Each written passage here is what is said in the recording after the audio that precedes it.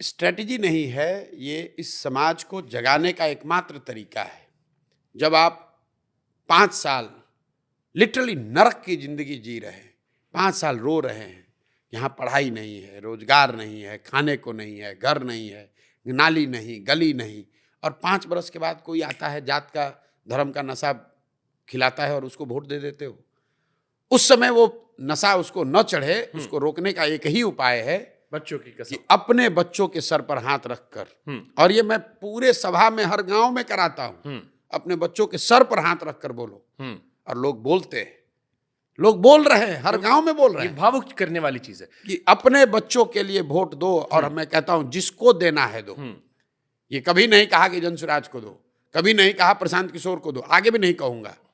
यही कह रहा हूं कि एक ही संकल्प लो, इस बार नेताओं के बच्चों को नहीं, अपने बच्चों के लिए वोट दो। सारा बात क्या आप अपने ऊपर कहते, गुड़ खा गुलगुले परहेज कर लिए। तो ये स्ट्रेटजी नहीं तो है, पूरा नेता बन गया। इस समाज को जगाने का शायद एकमात्र तरीका है। अच्छी बात है, क्योंकि आप देखिए, हम लोग यहाँ सबसे बड़ा व्रत क्या है? छठ। छठ का व्रत लोग क्यों करते हैं? अपने बच्चों के लिए करते हैं। इस गरीब बदहाल बिहार में साल भर मजदूरी करने वाला आदमी एक बार जीवन में अगर उसको छुट्टी लेना है तो छठ में लेता है। क्यों? दिवाली नहीं आते, दिवाली में नहीं आएगा, मैंने, हाँ। छठ, वो होली में नहीं आएगा, छठ में आएगा। हाँ। क्योंकि लोगों की ऐसी मान्यता है कि छठ से उनके बच्चों का कल्याण होगा। ठीक बात। इसलिए जनसुराज सिर्फ और सिर्फ बच्चों की बात कर रहा है। मैं अब इसी को क्वेश्चन पलटता हूं, इमोशनल बात पे इमोशनल सवाल पूछता हूं। आपने, प्रशांत किशोर जी कहते हैं अपने बच्चों के सर पे हाथ रख कसम खाओ। कसम नहीं खाओ, मतलब उनको देखो, अपने बच्चों के चेहरा को देखो और उसके आधार पर। अभी आपने एक बार कभी नहीं, कसम खा के मैं दूसरी चीज पूछता हूं। चल, हम सवाल अलग है। प्रशांत किशोर जी कहते हैं जिन्होंने बिहार को बदहाल किया उनको वोट ना दो, नेताओं को बच्चों की आंखों में देखो। प्रशांत किशोर जी अगर सिंगल मेजॉरिटी नहीं बना पाए तो क्या वो भी अपने बच्चों को कसम खाते कि मैं भी इन दोनों से नहीं जुड़ूंगा? मेरे बच्चे तो नहीं, मेरा एक बच्चा है। हाँ। मेरा एक ही बेटा है, और मैं आपको बता रहा हूं कि सवाल ही नहीं पैदा होता है। जनसुराज 200 ना बच्चों का आप कह रहे थे, मैं कह रहा हूं। हाँ। आ रहा हूं उस पर, पूरी बात सुन लीजिए। जनसुराज 243 सीट लड़ेगा, 242 नहीं। तो कोई अलायंस किसी भी तरह का सवाल ही नहीं पैदा होता है। प्री दूसरा, मेरा अपना आकलन है कि जनसुराज या तो अर्श पर या फर्श पर। लेकिन अगर आपकी बात मान ही ले कि भैया कोई ऐसी स्थिति बन जाए या आपकी पूर्ण बहुमत न बने, तो जनसुराज और प्रशांत किशोर 5 साल फिर पैदल चलेंगे, फिर लोगों को समझाएंगे, तभी वापस आएंगे। ये तो बात कर दी ना आपने, इसमें बच्चों को क्यों नहीं लाया? आप दुनिया के बच्चे बता रहे हैं बिल्कुल कि आप अपने बच्चों का आंखों देखिए। आप भी अपने बच्चे को दिमाग में रखिए और आप कहिए कि मैं भी कह रहा हूं कि मैं अपने बच्चे को दिमाग में रख कह रहा हूं कि मैं बीजेपी, कांग्रेस, जेडीयू, आरजेडी से नहीं जुड़ूंगा। भाई मेरे, हम इसको आप जैसे ही मैं कहूंगा, आप कहोगे ये तो अरविंद केजरीवाल ने भी कहा था। अरे उनको छोड़ दीजिए, वो तो बदल गए, आप तो कह रहे हैं छोड़ दीजिए। मैं जो कह रहा हूं आप उसको लिख लीजिए। जनसुराज किसी से गठबंधन, किसी भी तरह का गठबंधन, ना प्री ना पोस्ट, चाहे पक्ष में हो या विपक्ष में हो। मैं कह रहा हूं अगर हमको 0 सीट आएगा तो प्रशांत किशोर 5 साल और चलने को तैयार हैं, लेकिन बिहार को बदले बगैर मानेंगे नहीं। चाहे हमको 5 साल चलना पड़े कि 2 साल चलना पड़े, बदले बगैर मानेंगे नहीं। अब ठीक है, अब जनता का एक और सवाल। आपकी सरकार बन गई, अब आपने कहा कि बिहार का बच्चा पलायन कर रहा है। आज बिहार की जो मैं बड़ी समस्या देखता हूं, लड़का पलायन करना पड़ता, छोटे छोटे पैसों के लिए दिल्ली में काम कर रहा है, स्वास्थ्य सुविधाएं बड़ी बदहाल है, स्कूल कॉलेजेस उस हिसाब से नहीं है, सब कुछ बदहाल है। हाँ, मतलब एक होता है कि प्रदेश में बदहाली है, बिहार में बदहाली में प्रदेश चल रहा है जी। अब ये कैसे बदल जाएगा? आपकी सरकार बन भी गई, जैसे फिर मैं केजरीवाल जी को लाऊंगा। बिल्कुल, केजरीवाल जी जब आए बिल्कुल ठीक बात, झोला था, अब कह रहे जी हम क्या करें जी, सारी समस्या तो उधर थी। तो अब आप छोड़िए, आप हमसे ही पूछिए, आप कैसे बदल दोगे? कैसे बदल देंगे? तो पहली बात की जो भी बदलने का रास्ता है, जो भी वादे हैं, जो भी आगे का प्रोग्राम है, जैसे मैंने आपको बताया कि इसका पूरा ब्लूप्रिंट जारी करेंगे। ये नहीं बताएंगे सिर्फ कि कहेंगे कि नौकरी दे देंगे, ये बताएंगे कि नौकरी कैसे देंगे, पलायन कैसे रोकेंगे। तो जो सबसे बड़ी समस्या है पलायन, मैं उसका एक आंसर देता हूँ, क्योंकि अगर 200 बात पर बोलेंगे 2 घंटा लगेगा। सही बात है। लोगों को लगता है पलायन कैसे रोक दीजिएगा बिहार में। सही बात है, मैं आपको बता रहा हूँ कैसे रोक देंगे। कैसे? बिहार में श्रम का पलायन क्यों है, पहले इसको समझिए। बिहार में श्रमिकों का, मजदूरों का पलायन इसलिए है क्योंकि यहाँ से पूंजी और बुद्धि का पलायन है। बिहार से आपको, आप पत्रकार हैं, आरबीआई का आंकड़ा निकालिए, पिछले 30-32 सालों में 1990 के बाद बिहार के बैंकों ने 26 लाख करोड़ रुपया यहां से पूंजी दूसरे जगह ट्रांसफर कर दिया। आरबीआई एक आंकड़ा जारी करता है सीडी रेशियो। देश भर में सीडी रेशियो 70-75% होता है, मतलब जितना पैसा आप बैंक में रखते हैं 70-75% पैसा बैंक लोन के तौर पर आपको देता है, समाज को देता है, ताकि आप घर बना सकें, गाड़ी खरीद सकें, रोजी रोजगार कर सकें। बिहार में सीडी रेशियो है एवरेज 40%। लालू जी के जमाने में 18% था, अभी नीतीश की सरकार में 40% है। इसका परिणाम क्या हो रहा है? पिछले वित्तीय वर्ष में बैंकों ने यहां से 2,60,000 करोड़ रुपया दूसरे राज्यों में ट्रांसफर किया है। ये पैसा जा कहाँ रहा है? ये पैसा जा रहा है गुजरात, कर्नाटक, केरल, तमिलनाडु, आंध्र प्रदेश, तेलंगाना। वहां पर सीडी रेशियो कितना है? 90, 95, 100, 105। अब इसका असर क्या होता है? मान लीजिए कि अगर आपको लोन न मिले तो आप गाड़ी खरीद पाएंगे? अगर आपको लोन न मिले तो क्या आप अपना बिजनेस कर पाएंगे? अगर बिहार के लोगों को नोएडा में घर खरीदना है, उसको लोन नोएडा में मिल जाएगा, लेकिन बिहार के आदमी को पटना में घर बनाना है, बैंक वाला लोन नहीं देगा। तो जो पूंजी की उपलब्धता है वो सबसे जरूरी है। तो जो हम लोग बना रहे हैं कि 15 साल से कम उम्र के बच्चे को इतनी अच्छी शिक्षा दो कि वो व्यवस्था और राज्य पर बोझ ना बने। 15 साल से 45-50 साल के लोगों को, जिनको फिर से पढ़ाया नहीं जा सकता है, उनको आप पूंजी उपलब्ध कराओ ताकि वो रोजी रोजगार कर सके। जैसे इसके लिए सर फंड आना होगा। नहीं, फंड तो आपको बता रहे हैं, कॉलेज के फंड बजट से नहीं आना है। अगर यहाँ के बैंक, हमको बाहर से पैसा नहीं चाहिए, जो आएगा वो बात का देखा है। बिहार की गरीब जनता ने पिछले फाइनेंशियल ईयर में 4,61,000 करोड़ रुपया बिहार के बैंकों में जमा किया। और अगर देश का औसत सीडी रेशियो आप देखेंगे तो बिहार में लोगों को 2,80,000 करोड़ रुपया लोन मिलना चाहिए था। लोन मिला 1,60,000 करोड़। तो हम लोग का तो 1,20,000 करोड़ रुपया ऐसे ही चला गया। बिहार का पूरा बजट है 2,40,000 करोड़। आप बजट की चर्चा कर रहे हैं, और 2,60,000 करोड़ रुपए जो हम लोग के बचत का पैसा है, जिससे यहाँ के लोग मोटरसाइकिल खरीदते, गाड़ी खरीदते, घर बनाते, बिजनेस करते, उस पर कोई बात ही नहीं कर रहा है। अब आप एक मिनट, आप कहिएगा भाई बिहार में नहीं हो रहा है, तो इसकी तो कोई चर्चा हुई नहीं कभी। मेरे भाई, ये बैंकों की स्वायत्तता नहीं है कि वो जितना पैसा चाहें उतना ही लोन दें। एक वैधानिक उन पर ये उनकी जिम्मेवारी भी है कि उनको 70% पैसा लोन के तौर पर देना ही देना है। बजाब्ता मुख्यमंत्री के चेयरमैनशिप में एक कमेटी होती है जो कि हर महीने जिसको देखना है कि ये पैसा पूंजी लोगों को उपलब्ध हो। लेकिन बिहार में जैसे टीचर, दरोगा, डॉक्टर, इंजीनियर, अफसर बात नहीं सुन रहा है सरकार की, वैसे बैंकर भी नहीं सुन रहे हैं। एक मेरी बात पूरी होने दीजिए। आप इसका एक उदाहरण देखिए। मान लीजिए कि आप एक युवा हैं जिसको बाल काटने आता है बिहार में। आपके पास 20,000 रुपया है। आप बैंक में गए कि अगर हमको 80,000 रुपया लोन मिल जाए तो मैं एक सैलून डाल दूंगा, 4-5 लोगों को रोजगार भी दूंगा, अपना परिवार भी चलाऊंगा। बैंक से लोन मिला नहीं। अब आप 20,000 का इस्तेमाल कैसे करेंगे? 5,000 रुपया किसी जॉब के दलाल को देंगे, ठेकेदार को देंगे, जो आपको बॉम्बे में किसी सैलून में नौकरी दिलाएगा। 5,000 रुपया का ट्रेन का टिकट, बस का खरीदेंगे, वहाँ जाकर खोली में रहने का, स्लम में रहने का एडवांस देंगे। वो 20,000 का मूलधन भी गया, बॉम्बे में खर्चा हो गया। और जो आदमी यहाँ पर सैलून चलाकर एक छोटा व्यवसायी इंटरप्रेनर हो सकता था, 4 लोगों को रोजगार दे सकता था, अब वो बॉम्बे में जाकर मजदूरी कर रहा है, बाल वहाँ भी काट रहा है। बाल काटने उसको आता है, लेकिन वो बाल पूंजी के अभाव में मजदूर बन के काट रहा है। अगर उसको पूंजी होती तो बिहार में वो छोटा इंटरप्रेनर बन के होता है। आप नोएडा में देखिए, दिल्ली में देखिए, बॉम्बे में देखिए, जितने लोग काम कर रहे हैं, घर बनाने वाले, प्लम्बर हैं, इलेक्ट्रीशियन हैं, फॉल सीलिंग वाले, सब यूपी बिहार के लोग हैं। ठीक है। मेरे भाई, अगर बिहार में घर बनेगा तो वो लड़का दिल्ली में क्यों काम करेगा? मैं 100% और बिहार में घर कब बनेगा? पुराने जमाने में हम लोग के पिताजी के टाइम में, उनके जनरेशन में घर कैसे बनता था?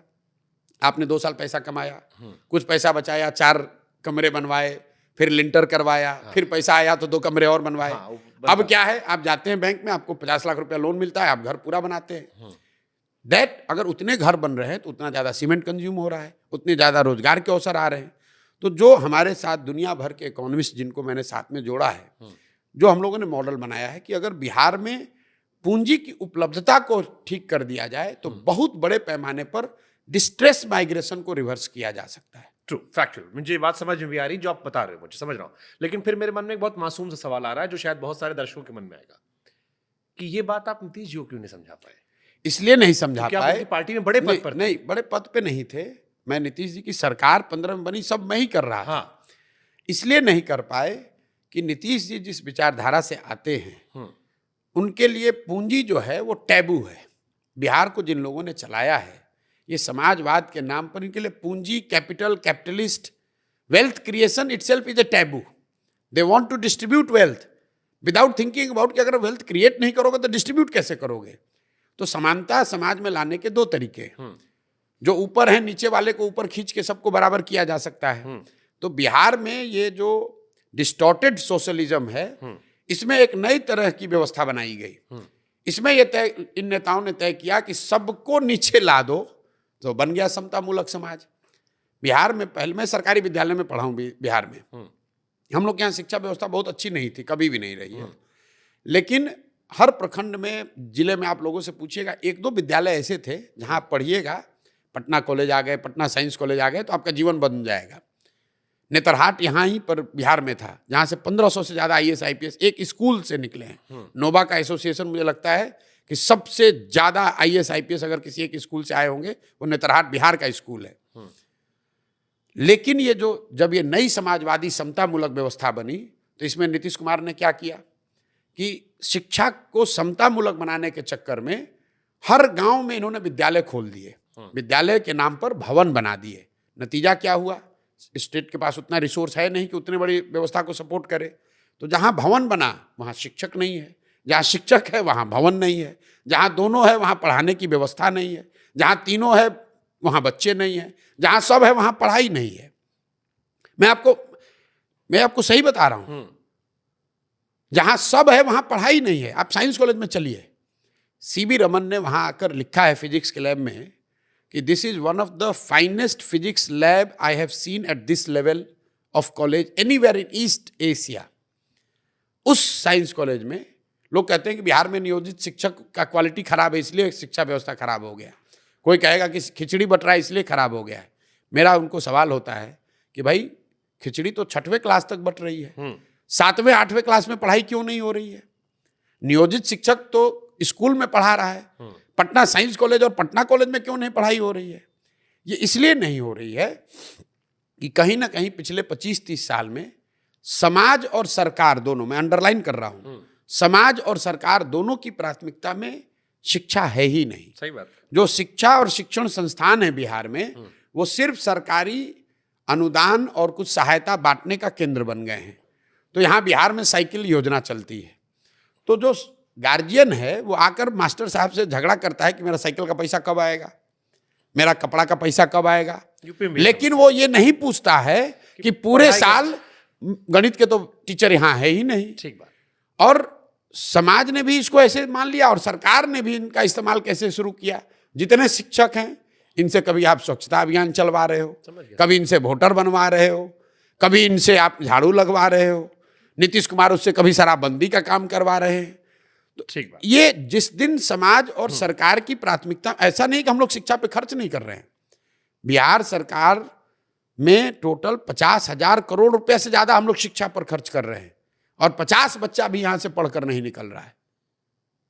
तो ऐसी बात नहीं आप कह रहे कैसे सुधरेगा, बिल्कुल सुधार होगा। ठीक बात। बिहार में महिला साक्षरता एक बहुत बड़ा इशू है।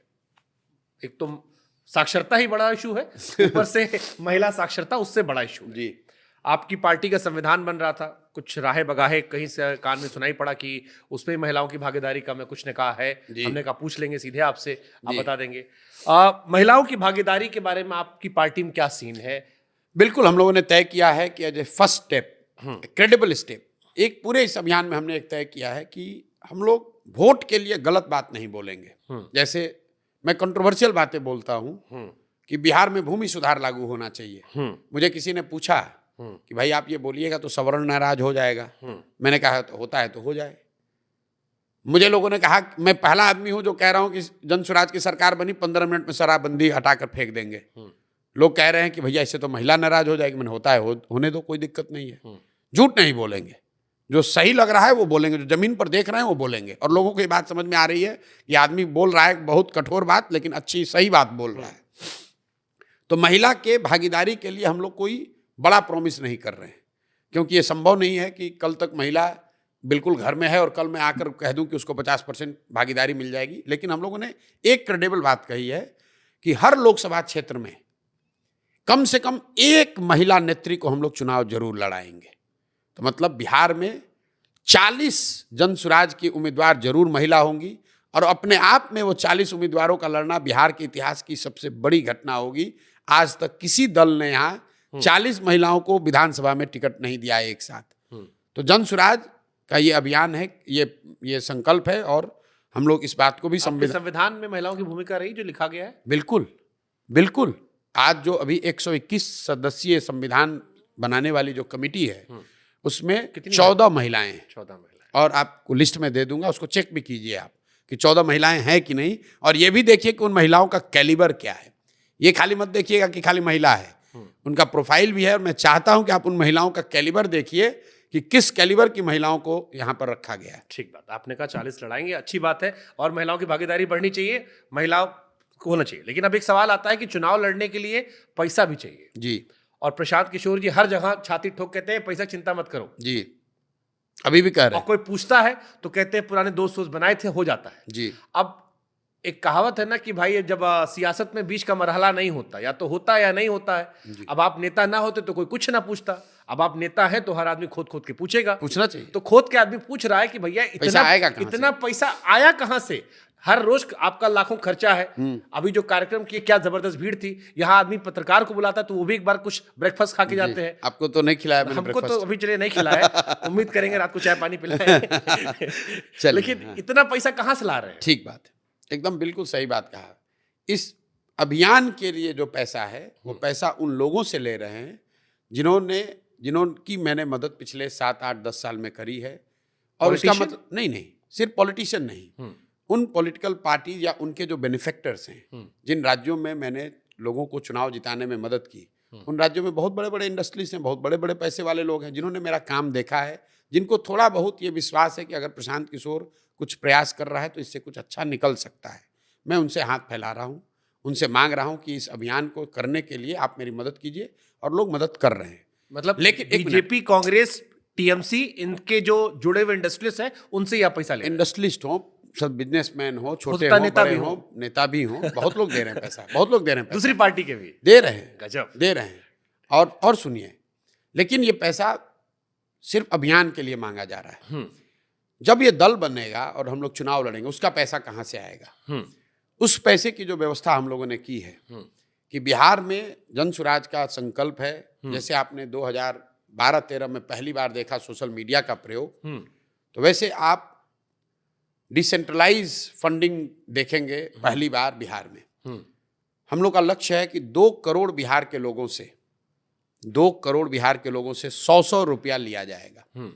हम लोग वो व्यवस्था बना रहे हैं कि आप अपने मोबाइल से 100 रुपया जन सुराज को भेजिए, 100 रुपया, ज़्यादा नहीं।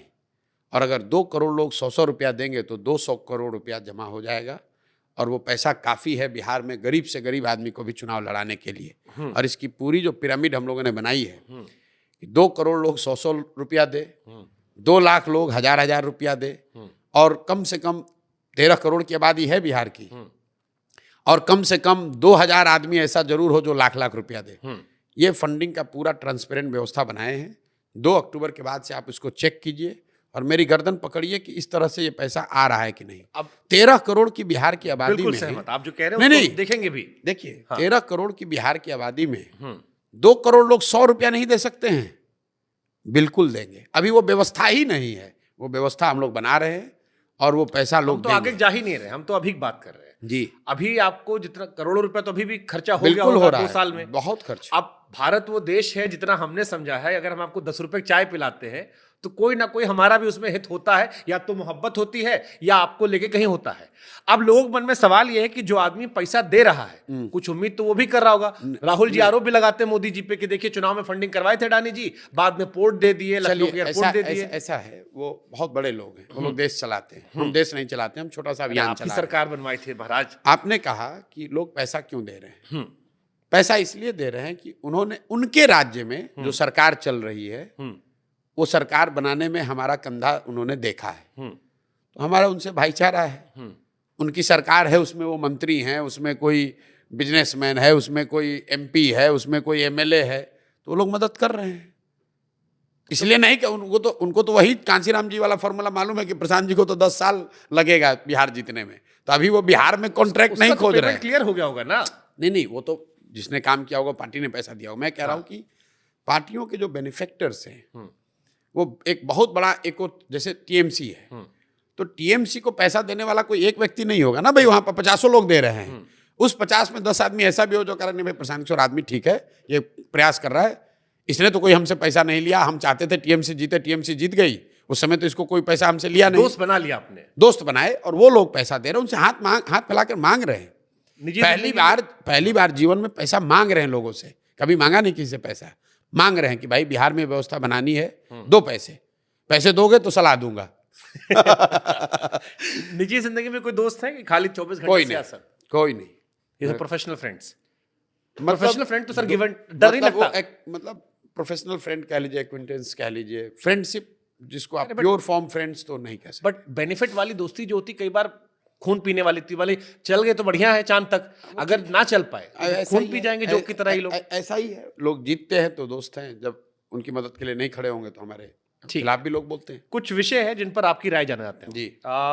अभी जातिगत जनगणना की बात चल रही है, हालांकि संसद में जात पूछ ली गई, उस पर काफी बवाल हो गया जी, आपका क्या सोचना है? बिल्कुल जातिगत जनगणना के हम पक्ष में हैं, जातिगत जनगणना होनी चाहिए, लेकिन जातिगत जनगणना देश के विकास का पेनिसिया नहीं है जैसा लोग बता रहे हैं। अगर जातिगत जनगणना हो जाने मात्र से समाज का भला हो जाता तो पूरा देश जानता है कि बिहार में कौन लोग गरीब हैं। एससी एसटी की गणना तो हो रही है, सबको मालूम है कि एससी एसटी समाज में शैक्षणिक, आर्थिक, सामाजिक नजरिए से पीछे हैं, उनका सुधार क्यों नहीं हुआ? जो लोग ये कह रहे हैं कि जातिगत जनगणना होगी और देश का माहौल बदल जाएगा, सब कुछ ठीक हो जाएगा, वो तो ऐसे हुआ कि आप कह रहे हैं कि आप लाइब्रेरी में जाओगे और आइंस्टीन बन के निकल आओगे। अरे भैया, लाइब्रेरी में किताब है, उसको पढ़ोगे, पढ़ के इंटरनलाइज करोगे, तब तो कुछ कर पाओगे। जातिगत जनगणना होने से या किसी भी उस तरह की जनगणना या सर्वे से जिससे कि समाज के बारे में बेहतर सरकार के पास जानकारी मिले, उसका फायदा है, लेकिन फायदा तब है जब उसके आधारित आप पॉलिसी बनाएं, उस तरह की टारगेटिंग हो। सिर्फ जातिगत जनगणना कराकर वोट लिए और सो गए तो भाई सबको पता है बिहार सबसे देश में गरीब राज्य है, किसको नहीं मालूम है? ये तो आपके पास गणना है कि यहाँ प्रति व्यक्ति आए 34,000 रुपए है, तो उसको सुधार दो पहले। तो जातिगत जनगणना के पक्ष में है, लेकिन मैजिक नहीं होगा, ये मैजिक नहीं है। और चुनावी फायदे के लिए जो लोग ये बात कह रहे हैं वो देश को गुमराह कर रहे हैं। भाई आप खुद 60 वर्ष सरकार में थे, आपको किसने रोका था जातिगत जनगणना कराने से? पिछला जो सेंसस हुआ था देश में वो तो जातिगत जनगणना के आधार पर कराया ही गया था, उसको रिलीज नहीं किया कांग्रेस और यूपीए की सरकार ने। फिर मोदी जी आए हैं, तब तो इन्होंने सेंसस ही नहीं कराया अभी। लेकिन अगर हो तो जातिगत जनगणना हो, उसमें क्या दिक्कत है? ठीक, आप मुझे ये बताइए, किसको नहीं मालूम है कि किस जाति के कितने लोग कहाँ रहते हैं? दिन रात नेता यही चर्चा करते हैं लोग, और समाज को बेवकूफ बना रहा है कि जातिगत जनगणना होगा तब पता चलेगा। भाई हर बूथ पर लोगों को मालूम है किस जाति के कितने लोग रहते, दिन रात तो यही गणना लोग कर रहे हैं और समाज को बता रहे हैं भैया जातिगत जनगणना होगा, तो जैसे लग रहा है कि कोई नई डिस्कवरी हो जाएगी। भाई सबको पता है कि बिहार में जो अनुसूचित जाति समाज के लोग हैं वो सबसे गरीब और पिछड़े हैं। सबको मालूम है कि अति पिछड़ों की जनसंख्या यहाँ 35% है। संभव है कि आप जनगणना कराएंगे तो 1% ज्यादा होगा या कम होगा, लेकिन 30-35% यहाँ अति पिछड़ा समाज के लोग रहते हैं। ये बात कोई डिस्कवरी की नहीं है, ये तो पता है सबको भाई। ठीक, आरक्षण पर आपकी क्या राय है? क्योंकि एक वर्ग मानता है कि आर्थिक आधार पर आरक्षण होना चाहिए, जो गरीब है उसे मिले, उसको लेकर आपका क्या थॉट प्रोसेस है? बिल्कुल, जो संवैधानिक व्यवस्था बनी हुई है आरक्षण को लेकर, उसको आगे बने रहना चाहिए। अब लोगों का तर्क ये है कि संविधान में तो इसका प्रोविजन 10 साल 20 साल के लिए किया गया था। बिल्कुल नहीं, संविधान में 10 साल के लिए व्यवस्था या 20 साल के लिए की गई थी, लेकिन उसके साथ में ये भी लिखा गया था, ये शायद उनकी आशा अपेक्षा रही होगी कि 10 साल में ये सामाजिक विषमता दूर हो जाएगी। तो अगर आपने पहले 10 साल में पंचवर्षीय योजना में कहा कि देश से गरीबी उन्मूलन कर दिया जाएगा, गरीबी उन्मूलन नहीं हुआ, तो क्या आप गरीबी उन्मूलन के प्रयास बंद कर देंगे? तो अगर आरक्षण से जो लाभ, जो स्थिति, जो आउटकम संविधान बनाने वालों लोगों ने किया होगा वो नहीं मिली, तो आपको आरक्षण को जारी रखना है। कब तक जारी रखना है? तब तक जारी रखना है जबकि उन वर्गों को जो कि जिनको आरक्षण मिल रहा है उनकी सामाजिक, शैक्षणिक, आर्थिक स्थिति सामान्य वर्ग के बराबर ना हो जाए। जब बराबर हो जाए तो आप हटा लीजिए आरक्षण। ठीक। जॉब प्रमोशन में रिजर्वेशन होना चाहिए, प्राइवेट कंपनीज में रिजर्वेशन होना चाहिए। जन स्वराज में हम लोग इसके आगे जाकर बोल रहे हैं। मान लीजिए कि आपने जॉब में रिजर्वेशन दे दिया, इतनी बड़ी राजनीति होती है। बिहार में 13 करोड़ की आबादी में सरकारी नौकरियों में 23 लाख लोग हैं। चपरासी से लेकर मुख्य सचिव तक सबकी गणना कर लीजिएगा तो टोटल 23 लाख लोगों को बिहार में सरकारी नौकरी है। प्रतिशत के टर्म में हुआ 1.97%। मतलब 98% आदमी को तो सरकारी नौकरी से कोई लेना देना ही नहीं है, ना उसको मिला है ना आगे मिलने वाला है।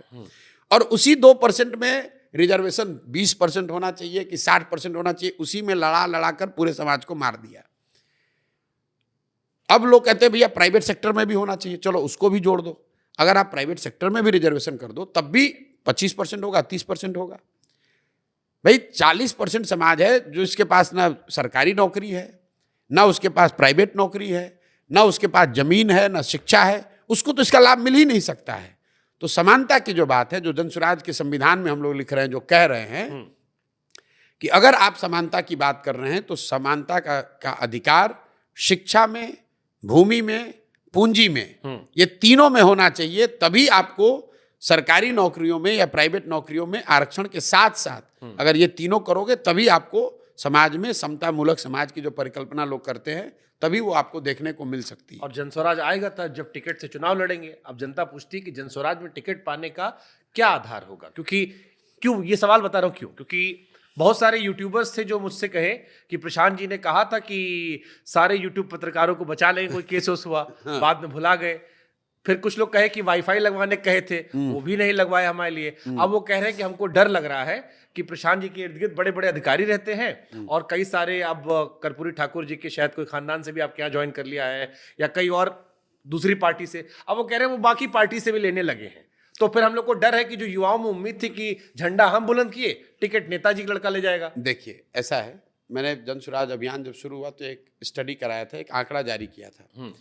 पिछले 30 वर्ष में बिहार में जितने लोग सांसद विधायक बने हैं वो किसी भी दल से बने हो, सिर्फ 1250 परिवार के लोग ही, ये रिवीलिंग डेटा है, सिर्फ 1250 परिवार के लोग ही बिहार में सांसद विधायक पिछले 30 वर्ष में बने। दल कोई भी रहा हो। आपको एक उदाहरण देता हूं। यहां पर अभी डिप्टी सीएम है सम्राट चौधरी जी, वो भाजपा के नेता हैं। सम्राट चौधरी जी कौन है? इनके पिताजी हैं शकुनी चौधरी। शकुनी चौधरी जी जब कांग्रेस का राज था तो उसमें विधायक और मंत्री थे। जब लालू जी का राज आया तो शकुनी चौधरी जी उसमें भी विधायक मंत्री बने। जब नीतीश जी का राज आया तो उसमें भी विधायक मंत्री शकुनी चौधरी बने। जब मांझी जी बने तो उसमें भी शकुनी चौधरी विधायक मंत्री थे। और आज जब भाजपा को भी बनाना हुआ तो उसको भी कोई सामान्य कुशवाहा नहीं मिला, उसको शकुनी चौधरी का बेटा ही मिला। तो कुछ चंद परिवारों का राजनीति पर ऐसा कब्जा है कि उससे बाहर राजनीति जाती ही नहीं है। आपको लगता है कि हम कांग्रेस को हटाकर लालू को लाए, लालू को हटाकर नीतीश को लाए, लेकिन उनके मंत्रिमंडल में, उनके सरकार में, उनके विधायक दल में वही लोग हैं जो पिछले थे या उनके चट्टे बट्टे ही हैं, उनके परिवार वाले हैं। अब आपका आधार। तो जन स्वराज ने यह कहा कि नहीं, कम से कम 2/3 लोग ऐसे लोग चुनाव लड़ेंगे। 243 में 2/3 लोग ऐसे चुनाव लड़ेंगे जो जीवन में पहले कभी चुनाव नहीं लड़े हों, जो ज्यादातर लोग राजनीतिक पृष्ठभूमि के भी नहीं होंगे। अब आप ये कहेंगे 100% क्यों नहीं? इस पर भी बड़ी लंबी चर्चा चली है कि भैया इन 1200 परिवार को तो आप बैन ही कर दो। हाँ, लोग ये कहते हैं जो उसमें आके, लेकिन जब सब बदल रहे तो ये भी बदल दो। लेकिन बहुत चर्चा के बाद लोगों ने कहा कि नहीं, इसको अगर संविधान में हम लोग लिख देंगे तो उन 1250 परिवारों के साथ ये गलती हो जाएगी, नाइंसाफी हो जाएगी। उसमें संभव है कि बहुत कुछ अच्छे लोग भी हों, ठीक बात। तो लेकिन 2/3 सीट निश्चित तौर पर उन लोगों को मिलेगा जो राजनीतिक तौर पर पहले चुनाव नहीं लड़ते रहे, नए चेहरे आपको देखने को मिलेंगे। उसमें कोई क्राइटेरिया होगा ना सर कि गरीब है, जात से है, पैसा वाला है, या जो पैसा दे रहा है? नहीं, पैसा तो यहाँ कोई दे ही नहीं रहा है। तो हम घर घर जाकर कह रहे हैं कि तुम भाई आओ, हम पैसा हो, हमको टिकट ना मिला, हमके प्रशांत जी हमको लड़वा दीजिए। हाँ बिल्कुल ठीक बात है, डर तो है। हाँ, तो इसको खत्म करने के लिए जन स्वराज ने नई व्यवस्था बनाई। जब दल बनेगा तो उसके 2 महीना के अंदर हर विधानसभा क्षेत्र से 5 से 7 नाम सार्वजनिक कर दिए जाएंगे कि ये जन स्वराज के संभावित उम्मीदवार हो सकते हैं।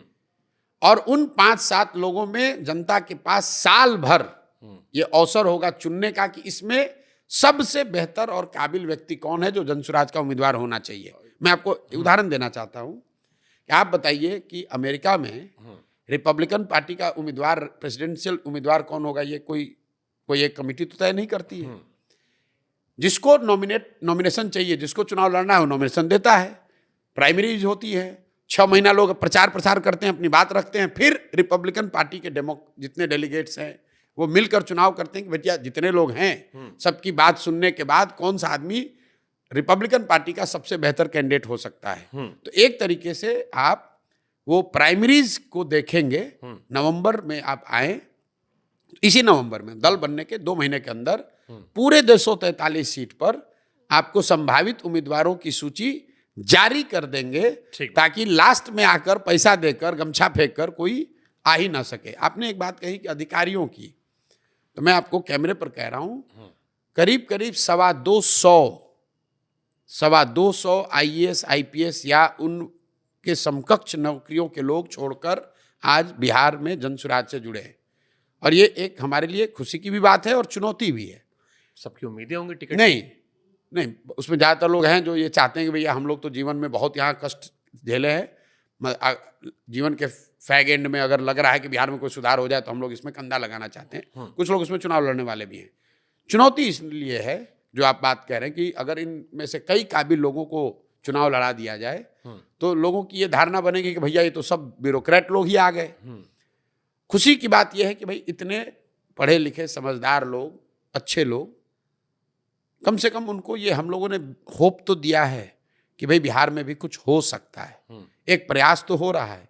लोग रिटायरमेंट के बाद 10 साल से कोई दिल्ली में है, कोई लखनऊ में है, कोई हैदराबाद में छोड़कर आ रहा है, कह रहा है ना भैया पहली बार उम्मीद जगी है, बिहार में कुछ हो रहा है, इसमें तो कंधा जरूर लगाएंगे। तो मैं उनको भगा भी नहीं सकता हूँ। उनके अनुभव का, उनकी विद्वता का लाभ भी मिलना चाहिए, लेकिन ऐसा नहीं है कि वही लोग चुनाव लड़ेंगे। उस पर भी बिल्कुल समझ बनी हुई है कि ज़्यादातर लोग उसमें चुनाव नहीं लड़ने वाले। मतलब बिहार हम पहली बार है, लेकिन सवाल सब बिहार का सही लाए इसका मतलब। हाँ बिल्कुल ठीक, आप सवाल जनता से पूछ रहे हैं। आप बिहार में फॉलो किए जाते हैं इतने, इसीलिए हम सब लेके आए। नहीं, आपके जो शो पर सेलिब्रिटी लोग या बड़े बड़े चेहरे आकर जनसुराज की तारीफ कर रहे हैं, वो हवा में नहीं कर रहे हैं। वो हमारे मित्र हैं ऐसा इसलिए नहीं कर रहे हैं। हम उनको पैसा नहीं दे रहे हैं, वो हमारे पीआर एजेंट नहीं हैं। जैसे उनको लग रहा है कि बिहार में कम से कम प्रयास तो कोई कर रहा है। ये हम भी कह रहे हैं। जीतना हारना छोड़ दीजिए, इतनी बात तो सब बिहार में कह रहा है। सही बात है कि भाई प्रयास तो कोई कर रहा है। जो बात कह रहा है वो ठीक है, कर पाएगा कि नहीं वो अलग बात है, लेकिन अगर हो जाए तो बड़ा अच्छा है। इतनी बात ये सब कह रहे हैं। और उसके बाद जो सवाल बच रहे हैं वो हम आपके सामने पेश कर रहे हैं। अब एक सवाल और आया कि प्रशांत किशोर जी, अब रात के 12 बजने वाले हैं। आप हर सवाल पे हमको हमको पॉज करना पड़ता है ना, आप पूरा डिटेल देते हैं, इसलिए हम रुक जाते हैं। सवाल भी नहीं छोड़ सकते, इतना दूर 1000 किलोमीटर आए हैं। हाँ, तो अभी आपकी भोजपुरी जो है वो यूपी वाली भोजपुरी है, हमारी अवधि है। हमारे वहां अवधि बोला जाता है। यहाँ भोजपुरी, गोरखपुर से आगे भोजपुरी है, हमारे वहां अवधि बोला जाता है। हाँ ठीक बात, ठीक है। एक मुस्लिम अपीजमेंट की बात चल रही है। कई सारे मुस्लिम लड़कों ने मुझे मैसेज किया कि प्रशांत किशोर जी ने हर रैली, हर भाषण में कहा कि, या पिछड़ों को कहा कि देखो तुम लोग इन्हीं को तो वोट देते हो आखिर में। ये बात वो सवर्णों से नहीं कहते। वो बातें, उनकी जो बातें होती है, टारगेट जो होता है वो तेजस्वी यादव, आरजेडी या मुसलमान या शेड्यूल कास्ट उनको होता है। वो अपनी जात वालों को नहीं बोलते या बीजेपी के टुवर्ड उतना नहीं दिखाते जितना ऐसा लगता है कि तेजस्वी यादव ही मुख्यमंत्री हैं, सारी दुश्मनी तेजस्वी से उनकी है। नहीं, ऐसी बात नहीं है। मैं हर पूरे अभियान का जो मूल में बात है कि बिहार में जो राजनीतिक बंधुआ मजदूरी है, जहां लोग लालू के डर से भाजपा को और भाजपा के डर से लालू को वोट पिछले 30 साल से दे रहे हैं, उसी राजनीतिक बंधुआ मजदूरी से तो बाहर निकालने की बात है। मैं मुसलमानों को क्या कह रहा हूं? मैं मुसलमानों को जाकर डंके की चोट पर कह रहा हूं कि तुमको वोट आरजेडी को देना है, दो। लेकिन प्रशांत किशोर की बात मानो ना मानो, जो बात आपके पैगंबर साहब ने बताई, जो बात इस्लाम में बताई गई है सियासी मामलों के बारे में, कम से कम उस पर गौर फरमाइए।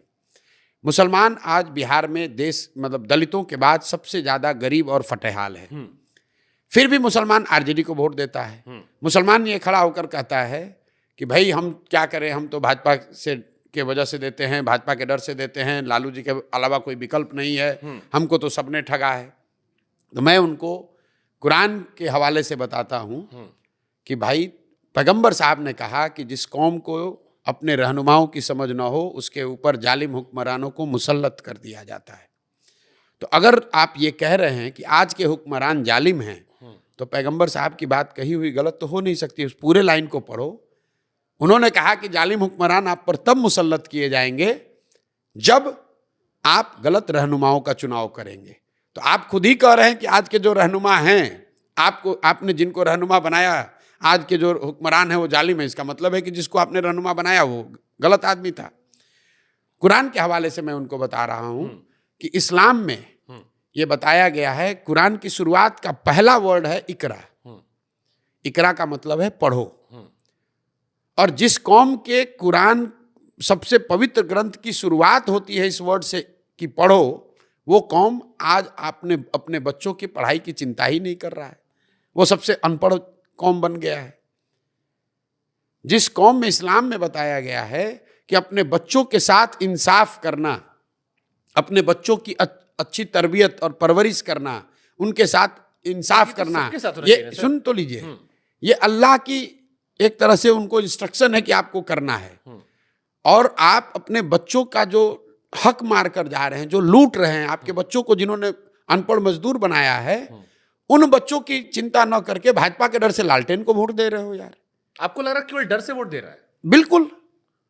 मुसलमान सिर्फ भाजपा के डर से वोट देता है। और यही बात मैं मुसलमानों को कह रहा हूं कि भाई आप कहते हो कि आप अल्लाह को छोड़कर किसी से नहीं डरते हो, और यहाँ हालात ये है कि भाजपा का डर दिखाकर चोर बदमाश डकैत भी आपसे वोट ले जाता है। मुझसे कहा कि उन्हें इस बात का भी डर है कि प्रशांत किशोर मुसलमानों से बात कर रहे हैं, कहीं वोट कटुआ ना बन जाए वो। भाई देखिए, ये मुसलमान, आप दिल्ली के मुसलमानों से बात कर रहे हैं, मुसलमानों की हालात के लोगों ने हमें भी नहीं, बस दिल्ली मतलब जो बिहार के भी तो बहुत बड़ी संख्या में वहाँ लोग रहते हैं। जो मुसलमान यहाँ जन सुराज को ध्यान से देख रहा है, गौर से 2 साल से, बिल्कुल उसके मन में हर तरह के सवाल हैं, होने भी चाहिए। जैसे भी जो माइनॉरिटीज हैं उनके मन में सुरक्षा, डर, कहीं ठगे ना जाएं, ये सब, क्योंकि ये समाज इतनी बार ठगा गया है कि उसका सवाल करना जायज है। इसलिए जो जनसुराज में बात कही जा रही है, हम उनको सामने से कह रहे हैं कि भाई आप बिल्कुल प्रशांत किशोर पर, जनसुराज पर भरोसा मत कीजिए। आप भरोसा अपने अनुभव पर कीजिए। आप भरोसा मेरे कथनी पर नहीं, मेरे करनी को देखिए। और आप वोट जिसको देना है दीजिए, लालटेन को मन है लालटेन को दीजिए, लेकिन राजनीति में अपने बच्चों को लाइए। जनसुराज सिर्फ उनसे एक ही चीज मांग रहा है कि आप अपने बच्चों को राजनीति में लाओ। जनसुराज आपको दबा के टिकट देंगे आप मुसलमान? नहीं, दबाने की बात नहीं है, मतलब टिकट देने की बात नहीं ना। अच्छा रेशो रहेगा। नहीं, मैं आपको बता रहा हूं दूसरी बात, गहराई से समझिए इसको। मुसलमानों की आबादी के हिसाब से बिहार में उनके 40 विधायक होने चाहिए, हैं 19। ये दावा और ये नाकड़े आपको बहुत लोग बताएंगे, हम इसकी चर्चा नहीं करते हैं। मुसलमानों के 19 विधायक इसलिए हैं क्योंकि आरजेडी वाले, कांग्रेस वाले उनको उतना टिकट नहीं देते हैं। जो उनका वोट लेते हैं उनको टिकट नहीं देते हैं। मुसलमान समाज के लिए चिंता का कारण ये है कि आबादी के हिसाब से उनके 1650 मुखिया होने चाहिए बिहार में। बिहार में 1200 से कम मुस्लिम मुखिया हैं। आबादी के हिसाब से 27,500 वार्ड सदस्य मुस्लिम होने चाहिए। 11,000 से कम मुसलमान ही वार्ड सदस्य हैं। वहां पर तो दलों की टिकट की जरूरत नहीं है। ये आंकड़े ये बताते हैं कि मुस्लिम समाज में कहीं ना कहीं राजनीति को लेकर, राजनीति में भागीदारी को लेकर वो संशय, वो डर पैदा कर दिया गया है। और ये डर पैदा किसने किया है? ये डर पैदा किया है जिनको उन्होंने अपना रहनुमा बनाया, ये आरजेडी के लोगों ने उनको ये बता दिया कि भाई तुम हमको वोट देते रहो, हमारे पीछे चलो, हम बाकी चिंता तुम्हारा करेंगे। तो मैं मुसलमानों को जाकर ये बता रहा हूं कि भाई तुम कांग्रेस के पीछे चलो, आरजेडी के पीछे चलो, प्रशांत किशोर के पीछे चलो, किसी के पीछे चलोगे तो तुम्हारा नुकसान होगा ही होगा। आपकी जो आबादी है, आपकी जो समस्याएं हैं, वो तब सुलझेंगी जब आप अपने बच्चों को राजनीति में लाएंगे, उनको काबिल बनाएंगे, उनको राजनीतिक सलाहियत सिखाएंगे, तभी आपका सुधार हो सकता है। जनसुराज वो प्लेटफॉर्म है जहां आप अपने बच्चों को लाइए। आपको राजनीति में प्रशिक्षण चाहिए, राजनीति में आपको आगे बढ़ाने वाला चाहिए, तो जनसुराज आपके लिए वो करेगा। आप जो कह रहे हो बिल्कुल जायज बात है, क्योंकि हम क्लोजिंग पे बिल्कुल हम हैं। उनका जो सवाल मेरा था वो ये था कि आप मुसलमानों के बात समझा रहे हो, ये सत्य है, या आप बाकी पिछड़ों को समझा रहे हो? वो ये कह रहे हैं कि ये बात आप अपनी जात वालों को क्यों नहीं समझाते, सवर्णों को, जो बीजेपी का वोटर है। अरे मेरे भाई, मैं अगर आप आरजेडी सुनो, के ऐसा वोटर पर है, ठोक मार रहे हो। ऐसा है कि अगर मैं उनको जगा रहे हो। हाँ। अगर मैं 5300 गांव में गया हूँ तो यहाँ पर सबसे बड़ी आबादी यादवों की है, तो मैं तो सबसे ज्यादा यादवों के गांव में जाकर भाषण दिए है मैंने। अगर 12% आबादी सवर्णों की है तो सवर्णों के गांव में भी जाकर बोल रहे हैं। लेकिन सवर्णों के गांव में जाकर लालू जी के खिलाफ बोलने का क्या मतलब है? लालू जी के बारे में बोलने क्या मालूम है? तो पहले से लालू जी के बारे में जानता है। सवर्ण को ये बताना है कि भाई तुम मोदी जी का भाषण सुनकर, गुजरात का विकास का कहानी सुनकर क्यों अपने बच्चे को मजदूर बना रहे हो? ठीक। उसी तरीके से जब मुसलमानों के पास जा रहे हैं तो उन्होंने जिसको अपना रहनुमा माना है उसके बारे में तो बताएंगे भाई। मुसलमानों के बीच में जाकर मैं मोदी जी की क्या चर्चा करूंगा? तो ऐसे ही उनकी बात नहीं सुनना चाह रहा। मुसलमानों और पिछड़ों के दिल में एक सवाल और आता है जी कि प्रशांत किशोर पर ईडी छापा क्यों नहीं पड़ता, सीबीआई छापा क्यों नहीं पड़ता? काहे नहीं मोदी जी उनको डायरेक्टली टारगेट करते? ठीक बात है। उसकी एक वजह यह है, प्रैक्टिकल जो है, कि प्रशांत किशोर किसी पद पर कभी रहे ही नहीं है। तो आप किस बात पर छापा डालोगे? हमारे पास है क्या जहां आप बैठकर मेरा इंटरव्यू ले रहे हैं? ये पटना के सबसे अच्छे प्रॉपर्टी में इसकी गिनती हो, बहुत बड़े लोगों का प्रॉपर्टी है। प्रशांत किशोर का तो कुछ नहीं, उन्होंने डोनेट किया है, हम यहाँ के रहते हैं, काम करते हैं। प्रशांत किशोर पैदल चल रहे हैं तो क्या छापा डालोगे? हमारा बैंक अकाउंट देख लो। केजरीवाल जी भी हवाई चप्पल पहने कह रहे थे, नहीं आज जेल में इतने दिन से निकल भी नहीं क्यों पा रहे। नहीं, लेकिन वो तो मुख्यमंत्री बने। हाँ, लेकिन सुनिए, ऐसा है, कागज में उनका नाम नहीं था। ऐसा है कि जब तक केजरीवाल जी किसी पद पर नहीं थे तब तक तो ईडी का छापा नहीं पड़ा था। लालू जी जब संघर्ष कर रहे थे तब तो ईडी का छापा नहीं पड़ा था। सोनिया गांधी पर तो ईडी का छापा नहीं पड़ा है। तो इसका मतलब है कि वो भाजपा के एजेंट हैं। अगर ईडी का छापा पड़ना ही सर्टिफिकेट है तब तो कांग्रेस के किस बड़े नेता के घर पर छापा पड़ा? जरा नाम बताइए तो हमको। तो इसके पीछे आप तो दोनों में रहे हैं। नहीं, आप मुझे बताइए ना भाई। अगर ईडी के छापा पड़ने को ही सर्टिफिकेट मान लिया जाए तो क्या सोनिया गांधी के घर पर, क्या कांग्रेस के कोषाध्यक्ष के घर पे, या कांग्रेस के किस बड़े नेता के घर पर ईडी का छापा पड़ा? जरा बताइए तो। दिल्ली में हो सकता है पिछले दरवाजे कोई दोस्ती हो। अब फिर आप बताइए। आप अपनी बात अपने जाल पे खुद फंस गए। देखिए बंगाल जो स्टेट वाली पार्टियां हैं, सेंट्रल पार्टियों, सुनिए देखिए, अब आप उछल के, भाई भाजपा को सबसे ज्यादा खतरा किससे है? कांग्रेस से है ना। अरे वो स्विच करते रहते, उनको लगा कि हम उधर उनको हम सेव कर ले, हमको बाकी सबको खेलेंगे। सुन लिया, जैसे आपने कहा कि आप पर छापा नहीं पड़ रहा है, ये लोगों का है कि भाई छापा क्यों नहीं पड़ रहा है। मुलायम मायावती दोनों शिकायत करती थी कांग्रेस को समर्थन करते वक्त कि सीबीआई का डर डराया गया, फिर बीजेपी पर वही आरोप लगाए। जिनके साथ रहे वो भी लगाते थे। जी, आपने कहा कि छापा क्यों नहीं पड़ रहा है, ये सवाल है। मैं उस सवाल का जवाब मैंने दिया। मेरी अपनी समझ ये है कि 3 वजह से शायद छापा नहीं पड़ता है। एक, तो मैं किसी सरकारी पद पर कभी रहा नहीं हूं, कोई ऐसा हमारे पास कोई डीलिंग बिजनेस हम करते नहीं कि आप हमको छापा डालिएगा। दूसरा, शायद उन लोगों के मन में ऐसा रहा हो कि भाई कभी इस आदमी ने मेरी मदद की है तो कहा इसको, चलो कुछ कर रहा है करने दो, अपने गांव में घूम रहा है, अपने मरखप के खत्म हो जाएगा। उनको लगता है भी हम तो कुछ कर नहीं सकते हैं, हम इतने इंपॉर्टेंट नहीं है उनके लिए। और तीसरा, शायद उनको लगता होगा कि भाई कभी जरूरत पड़ेगी तो इस आदमी की मदद कभी ली जा सकती है, इसलिए नहीं देते होंगे। तो नहीं, सुनिए मेरी बात, ये उनकी, ये मेरा अनुमान है। इसका मतलब ये नहीं कि हम उनसे कोई अनुमान और आता है सर। एक अनुमान यह आता है कि हो सकता है प्रशांत किशोर वही काम कर दें जो काम चिराग पासवान ने पिछली बार कर दिया था। तो भैया यहाँ पर आप आखिर में तो आपने कहा दुश्मन तो हमारा दोस्त। आपने कहा कि आप सवर्णों को ये नहीं सिखा रहे। हाँ, तो मेरे भाई, अगर सवर्ण का वोट जन स्वराज को मिल रहा है जैसा कि ट्रेडिशनल जो सेंस है, तो उससे सबसे बड़ा नुकसान किसका होगा? अगर सवर्ण बिहार में जन स्वराज को वोट दें तो उससे सबसे बड़ा नुकसान, राजनीतिक नुकसान किसको होगा? सवर्ण को आप सिखा कहा रहे हैं आपको वोट दे। अरे भाई, आप तो पिछड़ी जातियों में, मुसलमानों में जाकर सबसे ज्यादा हल्ला बोल कर रहे हैं, उनको टिकट दे रहे हैं, उनको अध्यक्ष बना रहे हैं, तो आपको वोट तो वहीं से मिलेगा जो किसको? आरजेडी का वोट है हार्डकोर। आरजेडी का पिछड़ा कब से वोट देता है? अरे नीतीश जी का 2 ही पार्टी अपडेट कर रहे हैं। अरे भाई, नीतीश जी तो भाजपा का ही नुकसान होगा ना। तो भाजपा तो पिछली बार भी आरोप लगा था नीतीश जी कमजोर कर रही थी ताकि उनका सीएम बन जाए। तो भाजपा वाले मुझे खड़ा करके अपना ही नुकसान करा रहे हैं। आपके साथ मिलकर सरकार बना ले। चलिए ठीक है, अब आखिरी एक थोड़ा सा देखिए, हंसी मजाक का सेगमेंट। शंकाओं का तो कोई अंत नहीं है, और मैं कितना भी कुछ कहता रहूं, जिसको जो कहना है वो कहेगा। सही बात। अल्टीमेटली सत्य की एक अपनी ताकत है। सही बात है। और सत्य ये है कि हमने अपना जीवन अभी 8 साल 10 साल जो भी लगे वो बिहार को सुधारने के लिए लगाया हुआ है। कोई भी प्रलोभन किसी भी तरह का वो मुझे इससे डिगा नहीं सकता है। ना कोई डर, ना कोई प्रलोभन, ना कोई प्रेशर मुझे इससे डिगा नहीं सकता है। मैं जो कर रहा हूं यही करता रहूंगा। आखिरी 1 मिनट, कुछ सवाल हमने रखे, इसमें एक लाइन का जवाब आपको समझाना है। ये जनता के सवाल थे, बिहार को ज्यादा नुकसान किसने पहुंचाया, नीतीश जी ने या लालू तेजस्वी परिवार ने? दोनों ने मिलकर। इन दोनों से ज़्यादा नुकसान बिहार को पहुंचाया है कांग्रेस और भाजपा ने। क्योंकि लोगों को ये पता नहीं है, लालू जी अपने दम पर सिर्फ बिहार एक ही बार जीते। नीतीश कुमार आज तक बिहार अपने दम पर नहीं जीत पाए। इन दोनों को जनता पर थोपे रखने की जिम्मेवारी जो है वो कांग्रेस की है। कांग्रेस ने चंद सांसदों के लालच में बिहार को लालू के हाथ में बेचा। आज भाजपा वही कर रही है। 12-15 सांसदों के लिए, अपने समीकरण के लिए उन्होंने बिहार की जनता को नीतीश के हवाले करके छोड़ दिया है भुगतने के लिए। ठीक है, ज्यादा डेमोक्रेटिक कौन है, नरेंद्र मोदी या ममता बनर्जी? ज्यादा डेमोक्रेटिक कौन है? हमने कहा थोड़ा ट्विस्ट दे। मतलब फिनिश लाइन पर आपको देखना पड़ेगा। लेंस लगा तो करके डेमोक्रेसी पूछा, ज्यादा डेमोक्रेटिक मैं वही तो कह रहा हूँ, एकदम जैसे होता है ना टाई हो गया। अब लेंस लगा कर देखना पड़ेगा थर्ड एम्पायर को भेज तो के। अंदर से देखिए ना। नहीं, देखिए नेताओं में इस तरह के कंपैरिजन का कोई मतलब नहीं है। ठीक है।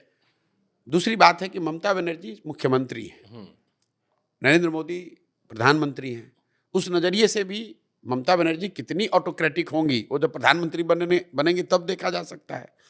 तो मोदी जी की तुलना अगर हो तो इंदिरा गांधी से की जा सकती है। ममता बनर्जी से तुलना तो कैसे की जाएगी? ममता दीदी खिलाफ आप नहीं जा रहे सर? नहीं, क्योंकि ममता बनर्जी मुख्यमंत्री हैं, खिलाफ और पक्ष की बात नहीं है। आप मुख्यमंत्री की तुलना कर रहे हैं प्रधानमंत्री के तौर पर। मैं तो पार्टी के अंदर डेमोक्रेसी की बात कर रहा हूं, स्टाइल ऑफ वर्किंग में डेमोक्रेसी। मैं तो देश के हिसाब से बात ही नहीं कर रहा। मैं आपको बता रहा हूं, किसी भी पार्टी में बाय एंड लार्ज कहीं पर यहाँ इंटरनल डेमोक्रेसी है नहीं। वो थोड़ा कम या ज्यादा ठीक बात, एक ही बात है। ठीक बात। योगी आदित्यनाथ और अमित शाह में आपकी नजर में, बिकॉज अब मैं आपसे जनस्वराज थोड़ा हटकर ही पूछ ले रहा हूं ज्ञान लेने के लिए, आपकी नजर में बीजेपी का फ्यूचर कौन है? क्योंकि अभी बड़ा चर्चा चल रही है कि कुछ अंदर खाने चल रहा है। देखिए, ये सवाल पहले भी पूछा गया है दूसरे शब्दों में, नॉट एज दिस ऑब्जेक्टिव कि ये होंगे कि ये होंगे। मैं ये नहीं जानता हूं कि कौन होगा। मैं इतना जानता हूं कि भाजपा का लीडर जो भी होगा वो नरेंद्र मोदी से ज्यादा हार्डलाइनर होगा, क्योंकि उनकी लीडरशिप की ट्रेजेक्ट्री बिल्कुल क्लियर है। पहले वाजपेयी और आडवाणी का कॉम्बिनेशन था, फिर आडवाणी जी और मोदी जी का कॉम्बिनेशन हुआ, फिर आप देख रहे हैं कि अब मोदी जी और अमित शाह का कॉम्बिनेशन है, अमित शाह और योगी जी का कॉम्बिनेशन। तो ये ट्रेजेक्ट्री बिल्कुल क्लियर है। जो भी नेता होगा वो मोदी जी से ज्यादा हार्डलाइनर होगा। ठीक है। किसकी आइडियोलॉजी देश के हित में है, नेहरू जी की वाली आइडियोलॉजी या सावरकर जी वाली? नेहरू जी बहुत बड़े लीडर थे और मतलब there is a reason why he is called the architect of modern India. तो अगर मुझे चुनना हो तो मैं तो निश्चित तौर पर नेहरू जी की आइडियोलॉजी तो नहीं कहूँगा, लेकिन जो महात्मा गांधी की आइडियोलॉजी है, और महात्मा गांधी का मैं अंधभक्त हूँ, तो महात्मा गांधी ने अगर नेहरू जी को चुना था तो मैं मानूंगा कि नेहरू जी में वो सारे गुण रहे होंगे। वो सबसे सही व्यक्ति उस समय कालखंड में रहे होंगे देश को चलाने के लिए, तभी महात्मा गांधी ने उनको चुना होगा। राहुल गांधी, केजरीवाल, ममता बनर्जी, कौन ज्यादा विपक्ष का बेहतर नेता जो मोदी जी से? भैया, आज लोकसभा में देश में विपक्ष के नेता राहुल गांधी हैं, तो स्वाभाविक तौर पर राहुल जी को आप कैसे देखते हैं आप? क्योंकि कुमार विश्वास जी से बात कर रहा था, he said he is a great guy, I have met him, he is a great guy, but I still believe कि उन्हें फोर्स किया गया पॉलिटिक्स में, that was why he is not able to, वो जो कहते हैं ना, ब्लास्ट कर देना, फोड़ देना। देखिए, हमारी क्या विसात है कि हम राहुल गांधी पर टिप्पणी करें। आपने काम, लेकिन बहुत काम किया है। हाँ। साथ काम उनके साथ तो बहुत नहीं किया है, लेकिन मतलब उनको जानते हैं, कई घंटों बिताए उनके साथ। मतलब राहुल गांधी देश के ऑपोजिशन के लीडर हैं, लेकिन मैं ऐसा नहीं मानता हूं कि he has arrived as a leader. मैं आपको स्टिल आपको एक आंकड़ा दे देता हूं। इंदिरा जी की सबसे बड़ी हार हुई 1977 में, तो उस सबसे बड़ी हार में इंदिरा जी के नेतृत्व में कांग्रेस को 154 सीट मिला था। राहुल जी के नेतृत्व की ये सबसे बड़ी जीत है कांग्रेस की, उनको 99 सीट मिला है। That tells you the difference, that tells you the distance he has to cover. But they are celebrating for that कि इस नो बार आप मैंने जो बात कहनी थी कह दी। आप सेलिब्रेट करें, रोए, रिफ्लेक्ट करें, वो आपका निर्णय है। ठीक। मैं आपको ये कह रहा हूं कि इंदिरा जी की सबसे बड़ी हार में कांग्रेस को 154 सीट मिला था। राहुल गांधी की सबसे बड़ी जीत में कांग्रेस को 99 सीट मिला है। That shows the distance Rahul Gandhi has to cover as a leader to emerge as the popular choice of the country. Second last question, Narendra Modi और अटल बिहारी वाजपेयी में बीजेपी का सबसे बड़ा नेता कौन आपको लगता है versus ये तो भाई बीजेपी वाले ही आपके हिसाब बताएंगे। से? तो आप एनालिस्ट नहीं, एनालिस्ट तो मैं हूं नहीं, ये तो वही लोग बताएंगे कौन ठीक है। बड़ा नरेंद्र नेता मोदी होगा। क्या इस चुनाव के बाद कमजोर हुए हैं, डिक्लाइन शुरू हुआ अभी, या नहीं, आपको ये- लगता है कि ही विल कम बैक नहीं, स्ट्रॉन्गर? मोदी जी इससे पहले भी मैंने आप इंटरव्यू आप उठाकर देख लीजिए, सारे आंकड़े डेटा बता रहे हैं, एनालिटिक्स बता रहा है कि मोदी जी की जो फॉलोइंग थी, जो उसकी इंटेंसिटी ऑफ सपोर्ट थी, वो पिछले 4-5 सालों से कम हो रही है। और हर इंटरव्यू में ये हम लोग बता रहे हैं। मैंने एक आंकड़ा दिया था कि 2014 से 2019 के बीच में बीजेपी का अंडर परफॉर्मेंस असेंबली इलेक्शंस में, जहां मोदी जी खुद के लिए नहीं अपने पार्टी के साथियों के लिए वोट मांग रहे हैं, वहां पर बीजेपी का अंडर परफॉर्मेंस था 3 परसेंटेज पॉइंट।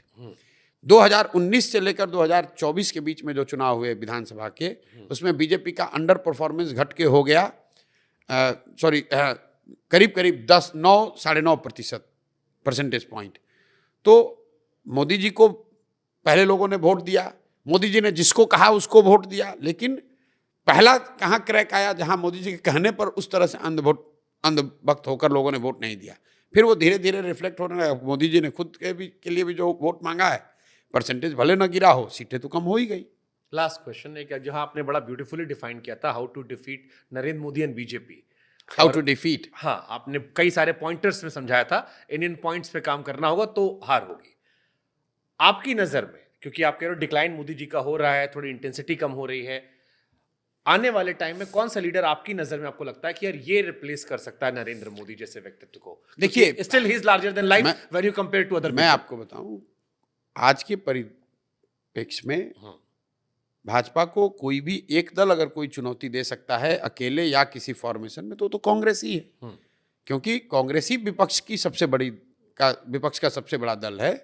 तो अगर कोई भाजपा को चुनौती देगा, हराएगा, चुनौती तो सब दे ही रहे, तो अगर हराने की बात है तो किसी ना किसी को कांग्रेस से ही हराना पड़ेगा। It can be Rahul Gandhi और समवन एल्स। नहीं, it can be Rahul Gandhi, it can be anybody else. ठीक है, जाते थे सर। आपके जूतों पर लोगों की बड़ी नजर रही है। अभी तो चप्पल पहना आपने। बहुत लोग हमसे कहे कि एक ही कंपनी जूता काहे पहनते हैं, और फिर ये भी कहे कि जरा पूछ लेना कि 5000 किलोमीटर चलने में कितना जूता घिसा। तो जूते तो मैंने मेरे सारे ब्रांड ट्राई कर लिए। हाँ। क्योंकि लोग आकर गिफ्ट देते हैं। हाँ। तो लोगों को पता है कि जूतों की चलने में बहुत जरूरत है, तो जो आके देता है वो जूता ही देता है। हाँ। नाइकी भी मैंने यूज़ किया है और कुछ दूसरे ब्रांड्स भी यूज़ किए हैं। ज़्यादातर मैं एसिक्स के जूते यूज़ कर रहा हूँ। और जूते घिसने की जहाँ तक बात है, चूँकि हम लोग गांव के घटिया रोड पर चलते हैं, तो जूतों की एवरेज लाइफ, मतलब एसिक्स के सबसे अच्छे जूतों की लाइफ भी यहाँ 4 महीना मैक्सिमम है। तो आप ये मानकर चल सकते हैं कि जब हम लोग 4 महीने 5 महीने चलते हैं तो जूता खराब हो जाता है। तो उस हिसाब से आप जोड़ लीजिए 7 या 8 जूते फट गए होंगे। Thank you so much Prashant ji, Thank lovely you. Talking to you. Same रात के here. 12 बज गए, लेकिन मैंने इस 2 घंटे की चर्चा का बड़ा लुत्फ उठाया। उम्मीद करता हूँ दर्शक भी उतना ही आनंद लेंगे। All the best, thank you. Thank you so much sir.